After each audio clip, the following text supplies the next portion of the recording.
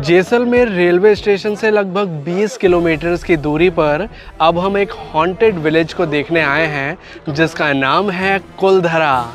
Kuldhara village Bharat के सबसे ज़्यादा हॉन्टेड प्लेसेस की लिस्ट में आता है। ये गांव एक हॉरर प्लेस है जहां पर रात के अंधेरे में आना मना है। इस गांव को दिन के समय में ही देखा जा सकता है और दिन के समय आप देखेंगे तो कई सारे टूरिस्ट इस गांव को देखने के लिए आते हैं। हालांकि इस गांव का एक दृश्य मैं आपको दिखाना चाहूँगा। यहाँ पर कई सारे घर बने हुए हैं लेकिन अब वो वीरान हो चुके हैं। पुराने समय में यहाँ पर पालीवाल ब्राह्मण रहा करते थे लेकिन आज के समय ये घर एक तरह से खंडर हो चुके हैं। यहाँ कोई नहीं रहता। पुराने समय का एक मंदिर है जिसे यहाँ पर देखा जा सकता है जहाँ पर पालीवाल ब्राह्मण पूजा अर्चना किया करते थे।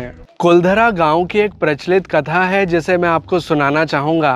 पुराने समय में ये गांव पालीवाल ब्राह्मणों से आबाद हुआ करता था लेकिन एक बार यहाँ के दीवान सालिम सिंह की बुरी नज़र इस गांव पर पड़ गई और उसे यहाँ की एक कन्या पसंद आ गई और वो उससे विवाह करना चाहता था। लेकिन सभी गांव वाले इस विवाह के खिलाफ थे क्योंकि दीवान सालिम सिंह एक अदर कास्ट से था और यहाँ के जो ब्राह्मण लोग थे वो एक अलग कास्ट से थे, तो वो इस विवाह के खिलाफ थे। लेकिन फिर भी दीवान ज़बरदस्ती उस कन्या से विवाह करना चाहता था, तो उसने गांव वालों को धमकी दी कि या तो वो उस कन्या का विवाह उससे करवा दे या फिर वो गांव पर हमला करेगा और उस कन्या को उठाकर ले जाएगा। सालिम सिंह के अत्याचार और उसके डर की वजह से रातों रात पालीवाल ब्राह्मणों ने इस गांव को खाली कर दिया और कहीं और चले गए। लेकिन वो जगह अज्ञात है, वो कहाँ गए किसी को नहीं पता। लेकिन जाते जाते वो इस गांव को श्राप दे गए कि यहाँ पर कोई भी बस नहीं पाएगा, कोई भी यहाँ पर रह नहीं पाएगा और ये गांव हमेशा वीरान रहेगा। इसी वजह से कुलधरा गांव को एक हॉन्टेड विलेज, एक श्रापित गांव कहा जाता है। रात के अंधेरे में यहाँ कोई नहीं आता, अगर आता है तो उसे हॉन्टेड गतिविधियाँ नज़र आती है या फिर उसके साथ कुछ बुरा घटित होता है, ऐसा यहाँ के लोकल लोगों का कहना है। कुलधरा गांव में पालीवाल ब्राह्मणों के कई सारे घर बने हुए हैं। उनमें से एक घर को मैं आपको अंदर से दिखाना चाहूँगा कि घर का स्ट्रक्चर एक्चुअल में हुआ कैसा करता था।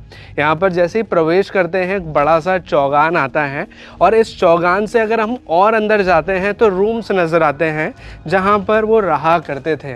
यहाँ जैसे ही अंदर आप आएंगे तो एक और चौगान आएगा, एक और छोटा सा कोर्टयार्ड आएगा और इससे जुड़े हुए हैं कई सारे कमरे।